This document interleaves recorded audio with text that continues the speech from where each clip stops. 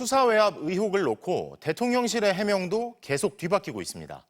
수사 결과 보고가 없었다 해서 있었다로, 경로는 없었다 해서 야단친 건 있었다로, 통화한 적 없었다 해서 통화는 했지만 이 사건 관련은 아니었다로, 구체적인 증거들이 속속 드러나면서 말이 계속 바뀌고 있지만 그래도 대통령은 법적인 테두리 안에서 움직였다는데 문제가 있다면 그건 참모들 탓이라는 걸까요? 김민찬 기자가 정리했습니다. 지난해 7월 31일 대통령실 수석비서관 회의. 대통령실은 이 회의에서 수사계획서와 언론 브리핑 자료를 대통령에게 보고하지 않았다고 주장했습니다. 7월 30일 월요일 날 수석비서관 회의 있었죠. 이 사건에 대해서 대통령께 보고를 했습니까? 그런 사실 없습니다.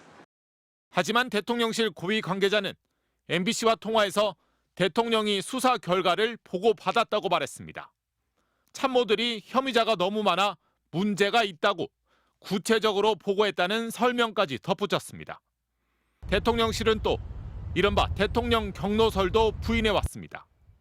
보고가 없었으니 당연히 경로도 없었다는 논리입니다. 대통령실의 지시에 따라서 어떤 그런 수사를 축소한달지 회유한달지 전혀 사실이 아니라고 지난번 운영위 때도 말씀을 드렸고. 하지만 대통령실 고위 관계자는 경로는 없었지만 야단은 있었다고 했습니다. 국방부 장관이 대통령 야단을 듣고 이첩 자료를 다시 받아왔다고 했고 문제가 있네라는 대통령 표현까지 구체적으로 전했습니다. 대통령실의 임기훈 전 국방비서관은 김계한 해병대 사령관과 지난해 7월 31일 통화한 적이 없었다고 주장해왔습니다. 하지만 통신기록 조회를 통해 두 사람이 당일 두 차례 통화한 사실이 확인되기도 했습니다.